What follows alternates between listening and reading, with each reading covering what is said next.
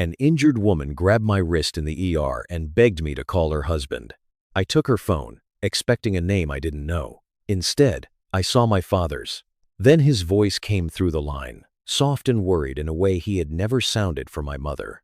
"Baby, I'm on my way." This was the same man who spent my whole life saying, "Everything I do is for this family." But that night, I learned he had another family, another home, another life. And when I confronted him, he didn't apologize. He said, "That family needs me more than you ever did." I thought that was the worst part.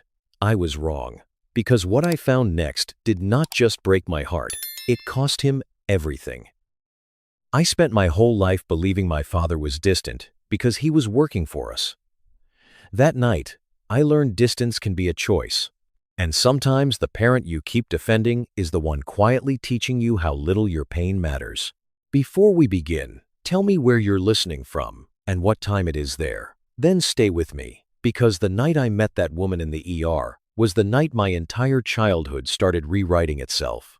After 15 years in emergency medicine, I had learned not to react too quickly. People came through our ER doors in Milwaukee on the worst nights of their lives. Some came in angry, some came in quiet. Some held themselves together until a nurse asked one simple question, and then the whole wall came down. That night felt ordinary at first. It was late October, cold enough that every ambulance crew came in with red hands and fog on their jackets. The coffee at the nurse's station had gone bitter. Monitors beeped in uneven rhythms. Someone down the hall was arguing about discharge papers. I was finishing a chart when my charge nurse, Kaylee, called out, "Talon, Bay 4, MVC, stable, wrist injury, possible concussion." I grabbed gloves and walked in. The woman on the bed looked about my age, maybe a little younger. Dark hair, pale face, one wrist already swelling, eyes moving around the room like she was trying to count everything that could go wrong. "I'm Talon," I said. "I'll be your nurse tonight. You're safe here." She nodded, but her breath kept catching. "My kids," she said. "Were there kids in the car?" I checked the report quickly. "No children were transported with you. The medics said you were alone." Her eyes closed with relief, but only for a second. "Please call my husband. He'll know what to do." That sentence should have meant nothing to me. People asked us to call husbands, wives, sisters, pastors, neighbors. It was part of the job. I asked her name while checking her vitals. "Gypsy Blanchard," she whispered. "My phone is in my coat pocket." Her left hand shook too badly to unlock it. I helped her steady the screen. The phone glowed bright in the dim bay, almost too bright. She tapped with her thumb, winced, and handed it to me. "He's at the top," she said. "Peterson."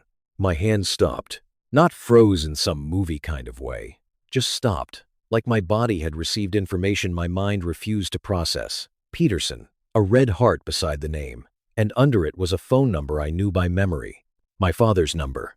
For a second I told myself there had to be another Peterson, another man with the same name, another number that only looked familiar because I was tired from a long shift. Then I looked again. No mistake.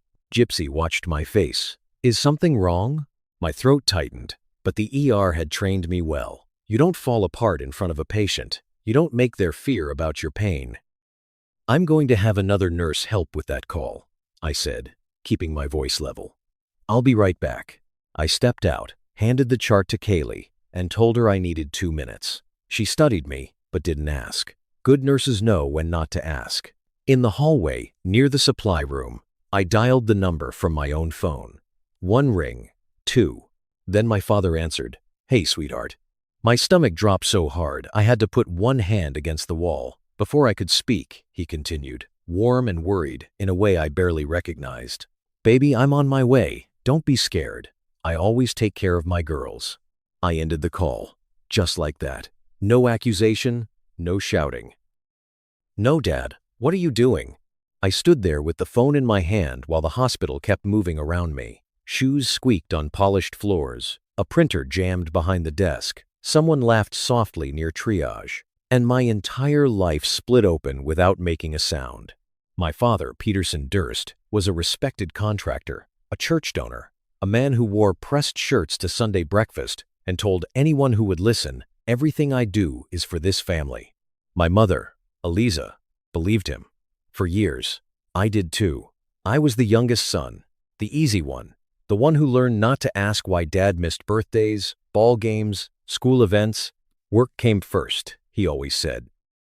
He was building something for us. When I was 12, he gave me a scratched silver compass keychain and said, "A man always needs something to help him find his way." I kept it all these years. That morning, when my shift finally ended and the sky over Milwaukee started turning gray, I sat in my truck and pulled that old compass from my pocket. For the first time, I wondered if my father had ever cared where he was leading us. As the sun rose over Milwaukee, I made a decision that would destroy every illusion I had left about him. I did not call my mother on the drive back. That was the first decision I made. The second was not to call my father again until I could look him in the eye. A man can lie through a phone and still sound decent. I had heard that less than an hour earlier. The road from Milwaukee toward Naperville was wet and gray. The kind of morning where the sky looks tired before the day even starts. My scrubs still carried the clean, sharp smell of the hospital. Every few miles, the compass keychain tapped against the steering column, soft and steady. Tap, tap, tap. Like it was reminding me of the man who had given it to me. Peterson Durst was not just my father to most people. He was the owner of Durst Commercial Builds. He sponsored youth baseball. He paid for church repairs when the roof leaked. He shook hands at community breakfasts and said things like, "A man takes care of his own." At Thanksgiving, he always raised his glass and said, "Everything I do is for this family." My mother believed him. I wanted to. By the time I reached his office, it was late morning. The receptionist smiled when I walked in. "Talon, your dad's in. Long shift?" "Long enough," I said. She laughed politely and called me the nurse son, the way people did when they didn't know what else to call the youngest child who had never joined the family business. I walked past framed blueprints, charity plaques, and photos of buildings my father liked to point at during dinner.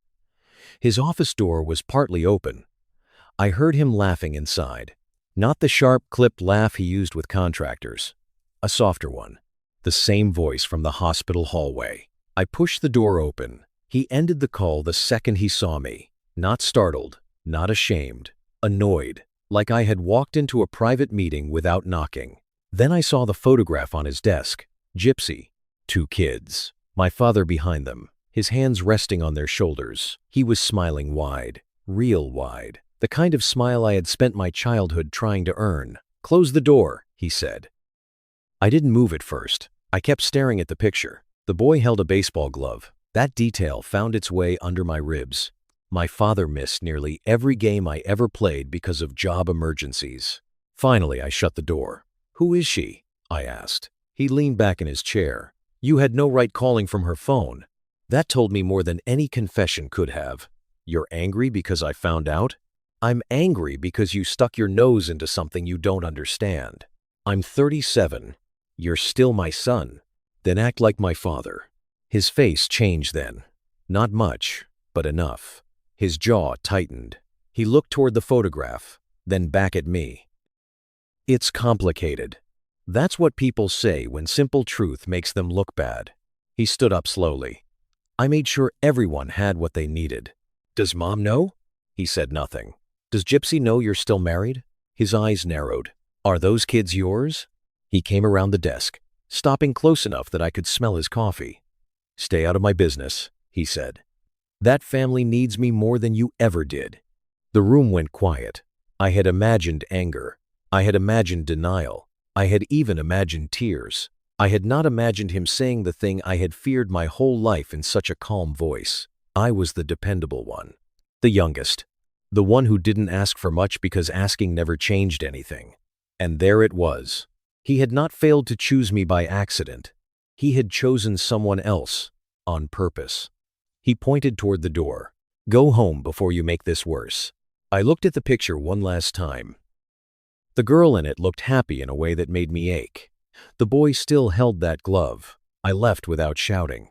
Not because I had nothing to say, because I understood something clearly now. I needed proof, not permission. In the parking lot, I sat behind the wheel until my hands stopped shaking. Then I called the only person I trusted with things people tried to hide. Adnan answered on the second ring, and before he even said hello, I knew there was no going back. Adnan did not ask me to calm down. That was one reason I trusted him. He had spent years working insurance fraud before opening his own private investigation firm, and he knew better than most people that panic never found the truth. Paper did, dates did, quiet patterns did. I told him everything from my truck in the office parking lot, the woman in the ER, the name on her phone, my father's voice, the photograph on his desk.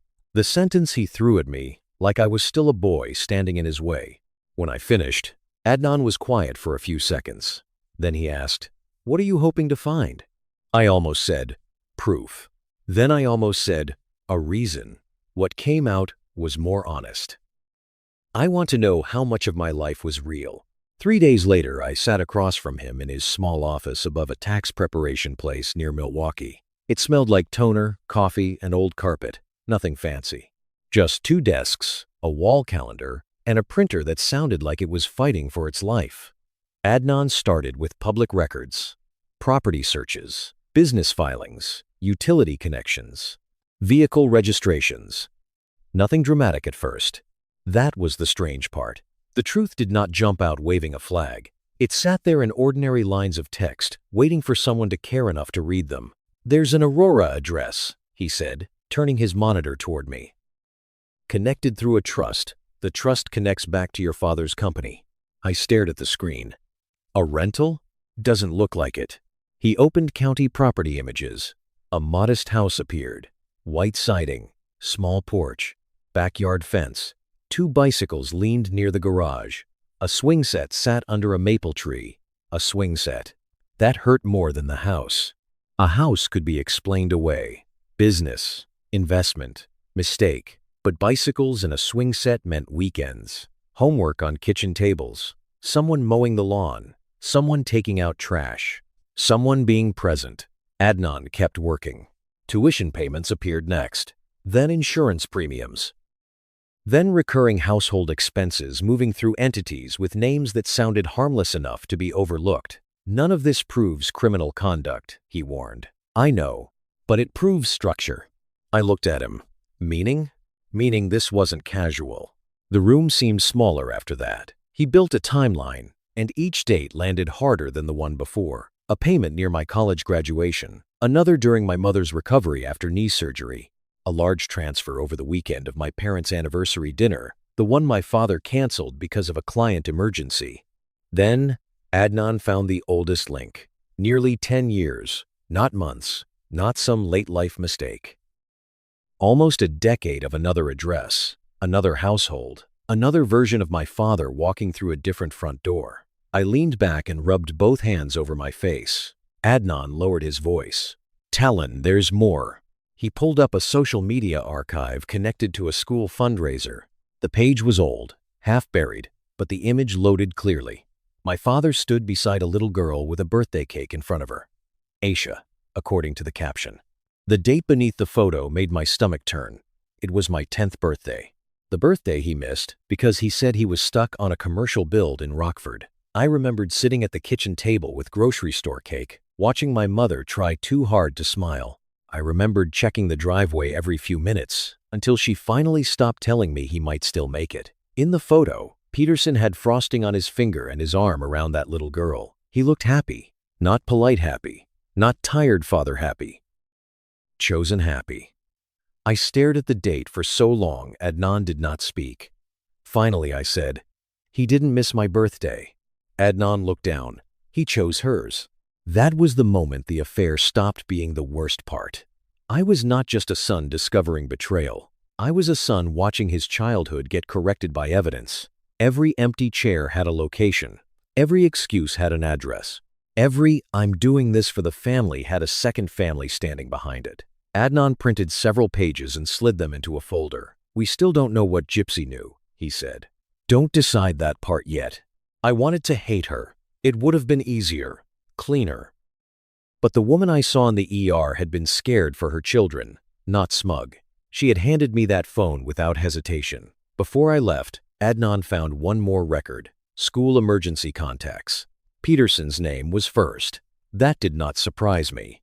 The second name did. It was not Gypsy. It was not my mother. It was someone I had never heard of. And right then, the secret became larger than one hidden house.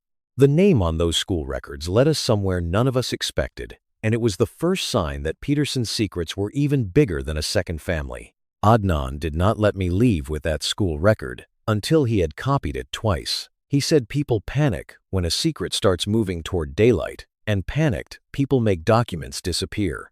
I would have thought that sounded dramatic a month earlier. Now I watched him save files to an external drive and understood exactly why he was careful. The second emergency contact was a woman named Marlene Cross. She was not a relative. She was not listed as a school employee. By the next afternoon, Adnan had traced her to a small family law office outside Aurora. She's a paralegal, he told me over the phone. And she's worked on paperwork connected to your father for years. I was in my apartment, still in socks, standing beside a sink full of dishes I had not had the patience to wash. Why would a paralegal be on a child's emergency form? That's the right question, he said. And the fact that there's no normal answer means we keep looking. Over the next week, the picture became uglier. Peterson had built walls with paperwork the way other men built fences, trusts, LLCs, property transfers, education accounts, insurance policies. None of it screamed fraud by itself. That was the trick. Each piece looked ordinary alone. Together, they looked like a man preparing exits before anyone knew there was a fire. Adnan said it plainly. People don't build systems this complicated unless they're protecting something. That sentence followed me through 2 ER shifts and 1 sleepless night. I kept thinking about Gypsy. Part of me wanted to hate her. It would have been easier if she had been cruel, smug, or careless. But the woman I remembered from Bay 4 was scared, injured, and asking about her children before she asked about herself. By Thursday evening, I stopped pretending I could avoid her. I called from my kitchen table with Adnan sitting across from me, not close enough to listen in, but close enough to keep me from saying something foolish. Gypsy answered on the 4th ring. Hello? This is Talon Durst, I said. I was your nurse at the hospital. Her voice softened. Oh, yes. You were kind to me. Is everything all right? I looked at the folder on the table. I need to talk to you about Peterson. The silence that followed told me more than words. Finally, she asked, Is he okay? That question hit me in a way I did not expect. A woman hiding something would have sounded defensive. Gypsy sounded worried. He's physically fine, I said. But I think there are things he hasn't told you. Her breath changed. Small. Careful. What things? I started simple. I told her Peterson was my father. I told her he was still married to my mother. I told her I had seen the photograph in his office. She did not interrupt. When she finally spoke, her voice was thin. He said they were separated. I closed my eyes. He said the marriage was just paperwork, she continued. Business complications, health insurance, family property. He said your mother knew they were done. My hand tightened around the edge of the table. That sounded exactly like my father. Not wild enough to seem false, not honest enough to be true. Gypsy kept talking, and the story came out in pieces. Promises, delays, holidays he could not explain. Weekends he canceled at the last minute. A future he kept moving 6 months down the road. Different house, same script. At one point she whispered, Did he do this to you too? I did not know how to answer that without hurting both of us. He did it to all of us, I said. The next thing she told me changed the entire direction of the investigation. Peterson had asked her to sign papers the month before the accident. She thought they were school and property documents, nothing serious. He had told her not to worry, said, Baby, I handle the complicated stuff so you don't have to. I heard Adnan shift in his chair when I repeated that. Gypsy agreed to send copies. When they arrived, Adnan read them twice. Then he took off his glasses and set them on the table. Talon, he said, these aren't just household papers. What are they? Asset movement, contingency planning, education accounts tied to property interests. This is someone preparing to protect money if the truth comes out. That was the moment I stopped thinking like a son waiting for an explanation. I started thinking like a nurse. Facts, times, records, names, signatures. You do not treat a wound by wishing it smaller. You assess it. You document it. Then you act before infection spreads. By evening, I had folders labeled by year. Adnan had built a spreadsheet. Gypsy had sent 3 more files and 1 text from Peterson that said, "Trust me, I know how to keep everyone taken care of." Everyone. That word made me stare at the screen longer than I should have. At 8:17 that night, my father called. I let it ring twice before answering. His voice was sharp. "Where have you been?" "At work. Don't play games with me." "I'm not." "Who have you been talking to?" I looked at the folders spread across my table. People who tell the truth when asked. There was a pause. Then he said, "Lower. You're getting into things you don't understand." "No," I said. "I think I'm finally understanding them." He hung up first. I sat there listening to the deadline and realized something important. For the first time since this started, my father sounded afraid. The next discovery was not about another lie. It was about what Peterson had stolen from my mother while she was still defending him. The files from Gypsy changed the shape of everything. Until then, I had been thinking about betrayal, like it was a door my father had opened somewhere else, another woman, another house, another set of children waiting for him at dinner. But 2 weeks later, sitting beside Adnan, with a stack of deeds, refinance papers, insurance forms, and corporate filings between us, I understood something worse. Peterson had not only walked out of our family in secret, he had been quietly carrying pieces of it with him. Adnan spread the paperwork across his conference table. "Look at the dates," he said. I did. One ownership change after another. A trust here. A company name there. A refinancing agreement my mother had signed without understanding what it really shifted. Everything looked clean enough if you were not searching for intent. That was how my father worked. He didn't kick doors open. He moved hinges, one screw at a time, until the whole house belonged to him. "What does this mean for Mom?" I asked. Adnan's face told me before his words did. "It means she's not as protected as she thinks." The family home was the worst part. My mother believed it was secure. Peterson had told her that for years. He said retirement was handled. He said the house was safe. He said she had nothing to worry about. The papers did not agree. Certain protections had been weakened. Loans had been taken against assets she thought were untouched. Future claims would be messy if she ever tried to separate from him. Not impossible, just expensive, confusing, exhausting. Exactly the kind of trap that keeps a tired wife from leaving. That evening, I drove to my mother's house with a folder on the passenger seat.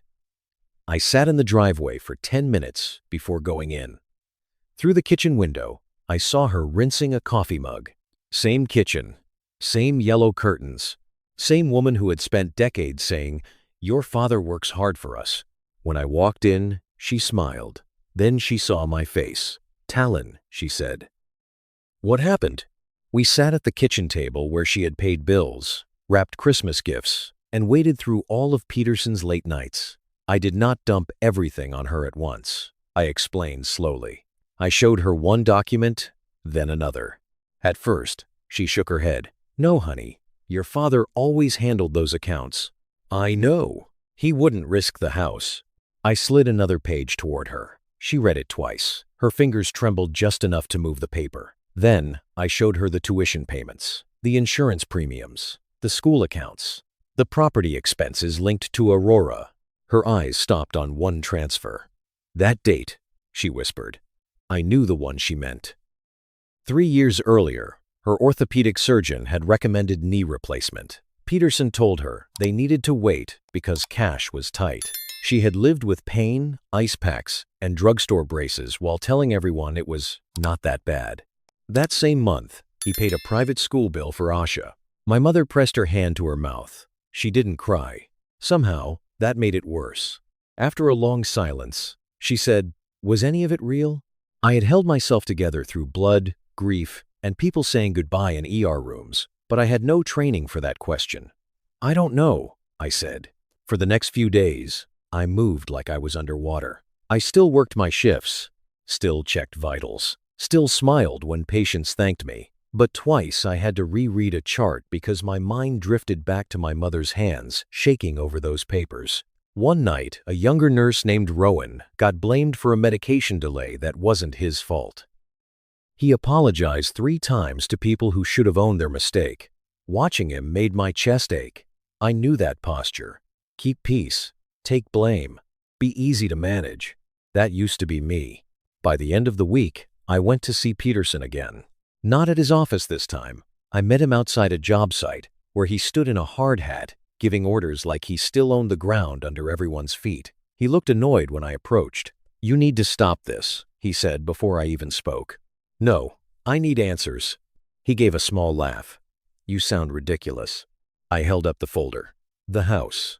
The accounts. Mom's surgery money. The payments to Aurora. "Explain them." His expression tightened for 1 second. Then the old mask came back. "You're out of your depth." "I'm asking as your son." "No," he said.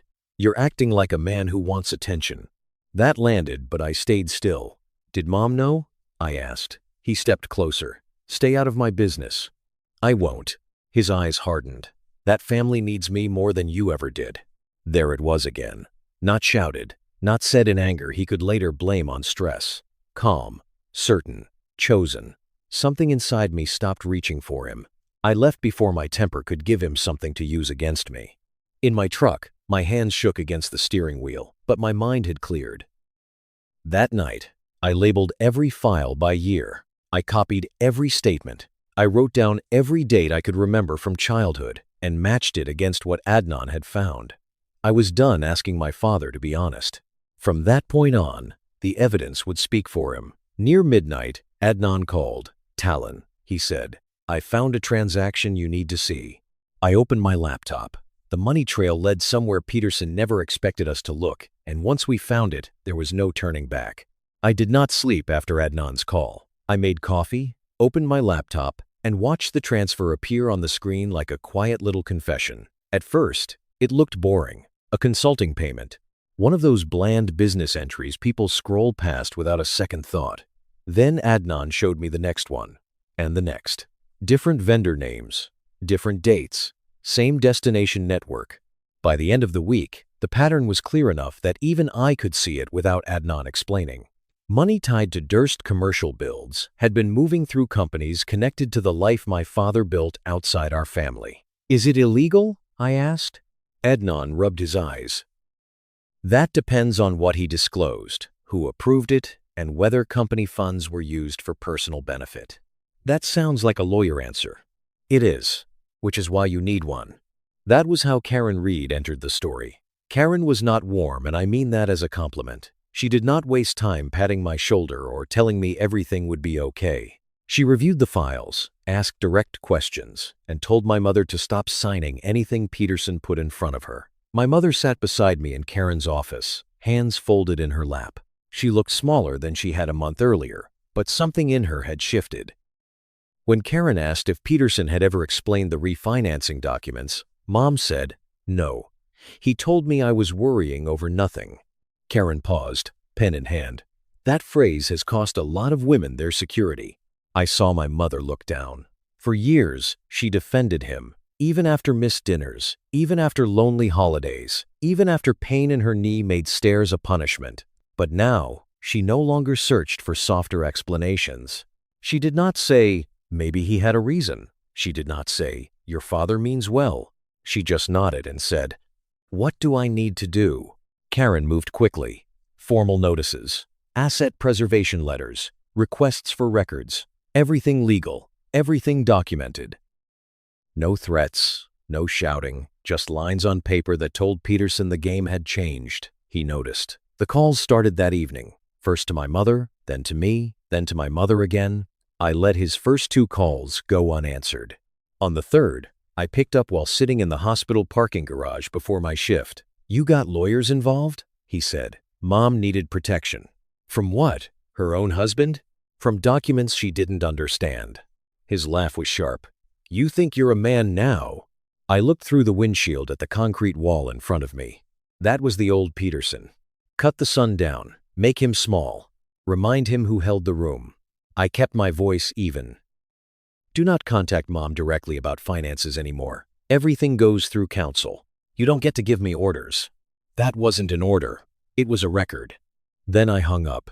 My hands were steady afterward, And that surprised me. I had spent most of my life avoiding moments like that, adjusting, apologizing, making things easier for everyone else. Not this time. That message became my first real counterattack, not revenge, protection. Adnan and I began building timelines. Karen requested statements. Gypsy sent copies of texts Peterson had sent her about keeping everyone taken care of. The phrase made me sick every time I saw it. Everyone. As if women and children were accounts to be balanced across two ledgers. Then the family started splitting. A cousin texted me, "Your dad says you're trying to take control of everything. Is that true?" An aunt left a voicemail saying, "This should stay private, Talon." Families don't drag each other through mud. I wanted to ask her where that concern had been when my mother's surgery money disappeared into another household. Instead, I saved the message. Peterson knew exactly what he was doing. He was not trying to solve anything.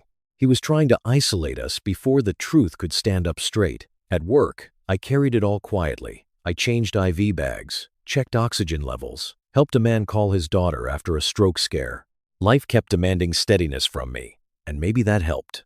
The ER does not care if your father is tearing the family apart. People still need help breathing. Late one night, after my shift, I went to Mom's house. She was at the kitchen table with old photo albums open in front of her. She touched one picture of us from a 4th of July cookout. Peterson was standing at the edge of the frame, already half turned away. "I used to think he was just busy," she said. I sat across from her. "He wanted us to think that." She closed the album. That small sound felt final. When I got home, I reviewed the files again. Fear was still there. I would be lying if I said it wasn't. If we pushed forward, Peterson's name, business, and reputation could collapse. If we stopped, he would walk away untouched, and my mother would be left holding the damage. Either choice hurt, but only one choice protected the truth. I was no longer fighting to make my father love me. I was fighting because people I cared about had been used, and someone had to draw the line. Just as Karen prepared the next legal step, Peterson made his move. By morning, my phone was exploding with messages, and my father had turned me into the villain of his story. The first message came from a cousin I barely spoke to. "Talon, what are you doing to your dad?" Then another. "Your father says you're trying to take control of your mom's money." By the time I finished breakfast, my phone looked like it belonged to someone in the middle of a family emergency. Missed calls, voicemails, texts from relatives who had not asked me how I was in years but suddenly had strong opinions about my character.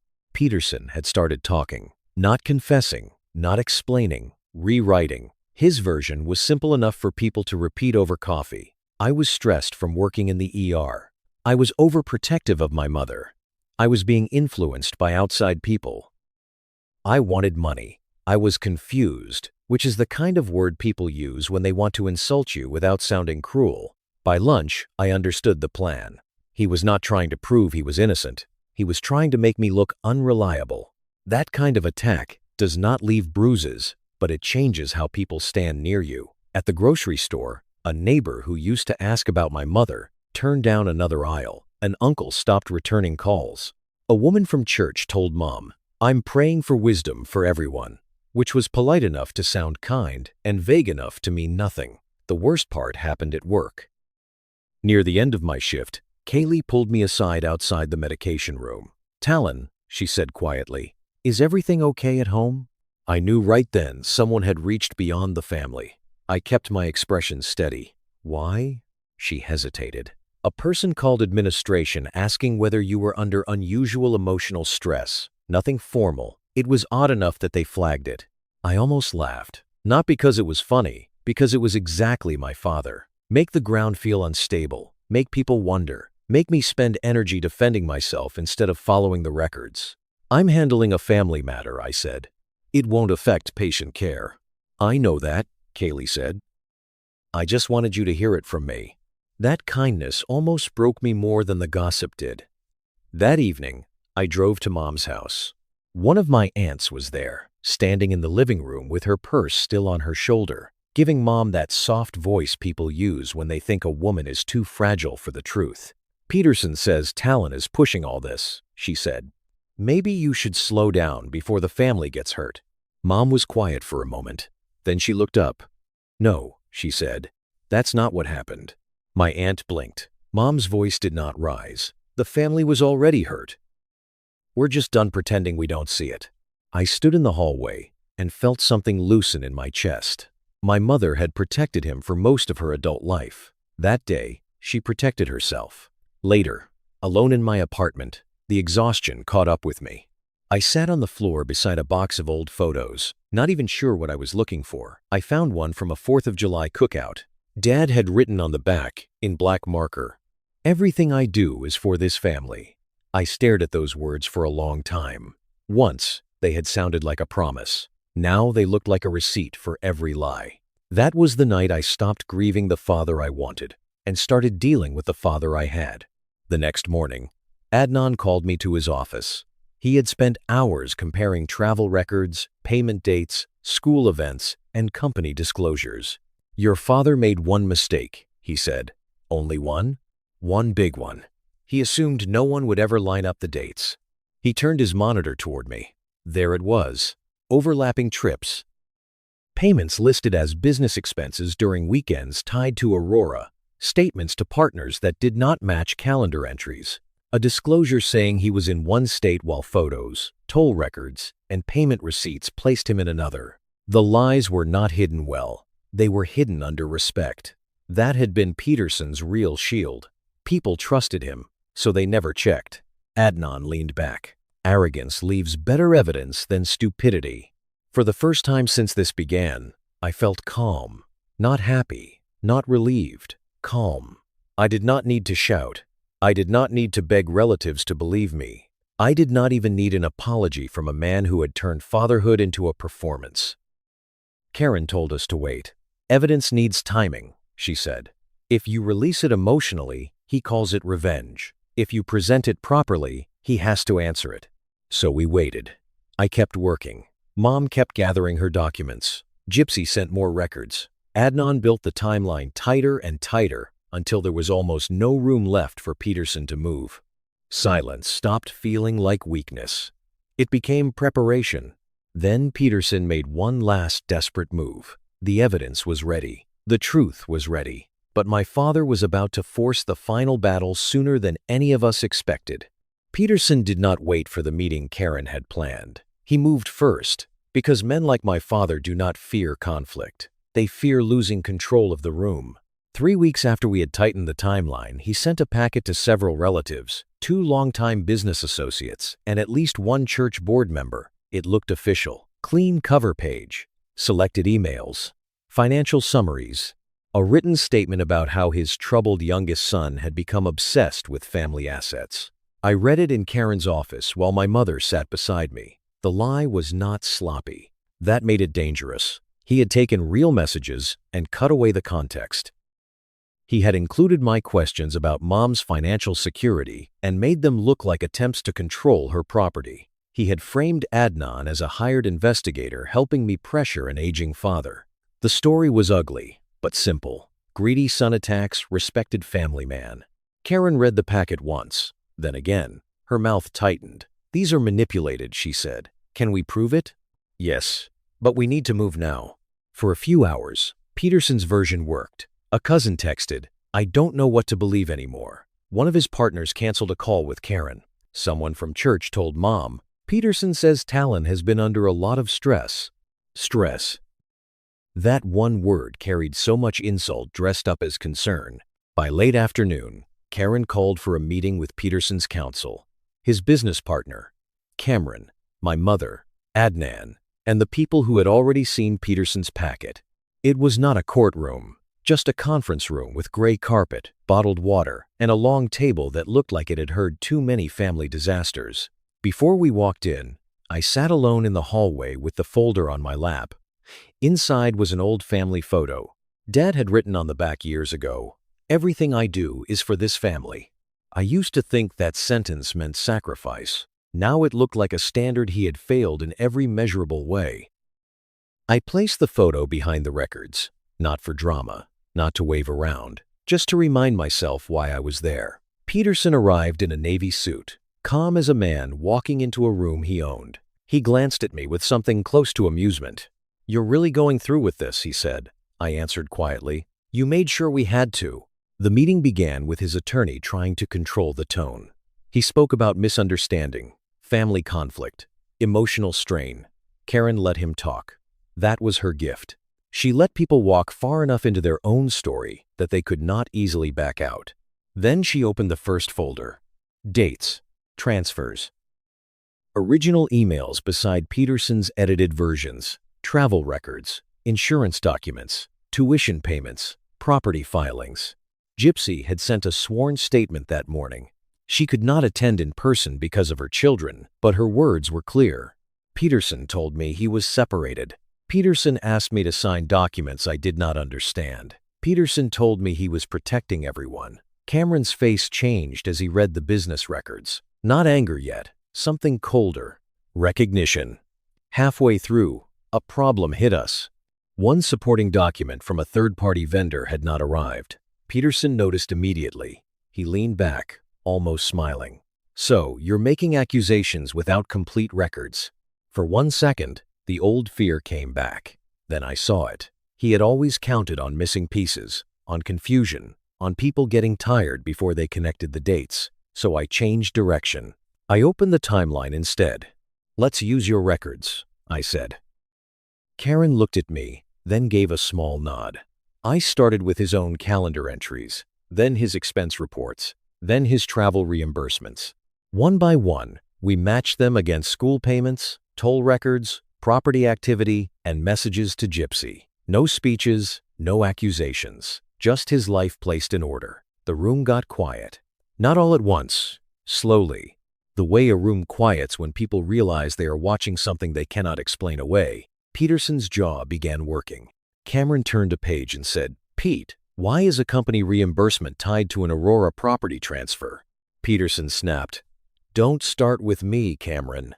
That was the first crack. Then Mom spoke. She had been silent until then, hands folded, back straight. "I gave you 38 years, she said. "I signed what you put in front of me because I trusted you. I delayed surgery because you said we needed to save. I defended you to our son." Peterson looked away. Mom's voice stayed steady. "You didn't lose this family today. You lost us one choice at a time." No one moved. For all his charm, my father had no answer for that. After that, consequences began without anyone needing to announce victory. Cameron requested an internal review. Karen filed additional notices. Peterson's attorney asked for a recess. Relatives who had doubted me stopped meeting my eyes. Peterson finally looked at me as people gathered their papers. For a moment, I thought he might say something human. He didn't. He just looked older, smaller, like a man standing in the wreckage of a house he had insisted was solid. I realized then that I did not hate him. I was simply finished being ruled by him. As his empire began cracking around him, I faced the hardest part of all, learning how to live after survival. After the meeting, people expected me to feel free right away. I didn't. For months, my life had been evidence, phone calls, legal letters, and careful conversations. Every morning had a purpose. Every document had weight. Every silence from Peterson meant he was planning something. Then, one day, the noise faded. Cameron ordered a full internal review of the company. A few contracts were paused. Some partners stepped back until the financial questions were answered. Peterson did not go to prison or vanish into some dramatic ending. Real life rarely works that neatly, but his name no longer opened every door. People stopped laughing at his jokes before he finished them. They stopped asking him to lead committees. The men who once gathered around him after church suddenly had errands across the room. That was his consequence. Not a lightning strike. Isolation. 6 months later, Mom had moved into a smaller place near Lake Park. Not fancy, but hers. She picked pale blue curtains because Peterson had always hated blue curtains. She bought a used dining table from a widow in Wauwatosa and said it felt good to own something nobody had explained to her after the fact. Her knee surgery was finally scheduled. The day she told me, she tried to sound casual, but I heard the pride underneath. "I'm tired of waiting for permission to take care of myself," she said. That sentence was worth more than any court filing.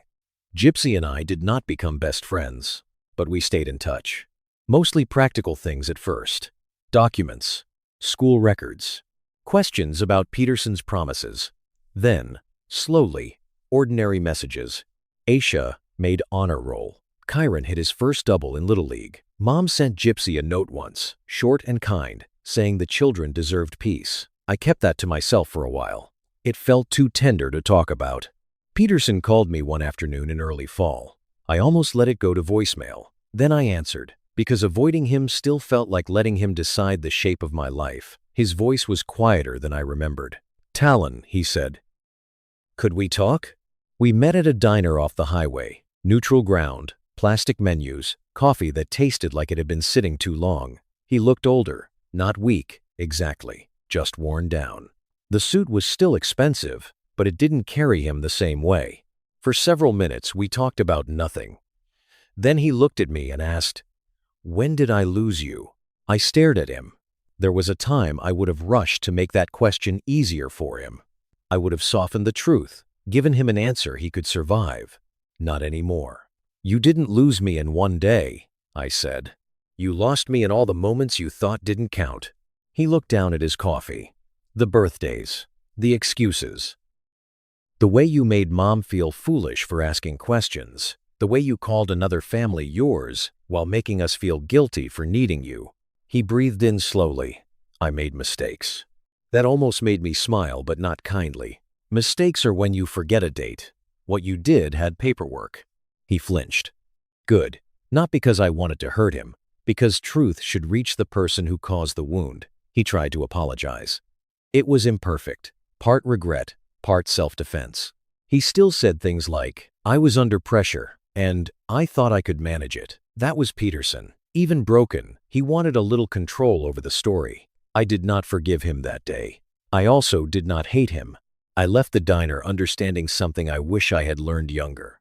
Healing does not always come with a perfect apology. Sometimes it comes when you stop waiting for one. A week later, I helped Mom unpack boxes at her new place.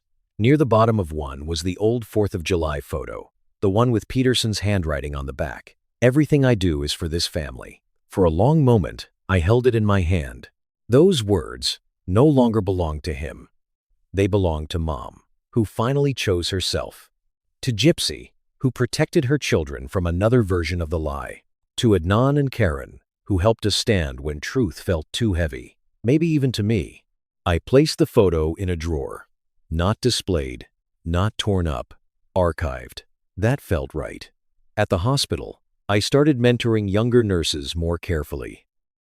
Rowan still apologized too much, and one night after a rough shift, I told him, "Kindness without boundaries becomes permission." He looked at me like he had needed someone to say that for years. Maybe I had too. Not every relative came back. Some preferred Peterson's cleaner version. Some simply disliked being wrong. But the people who stayed made our family smaller and stronger.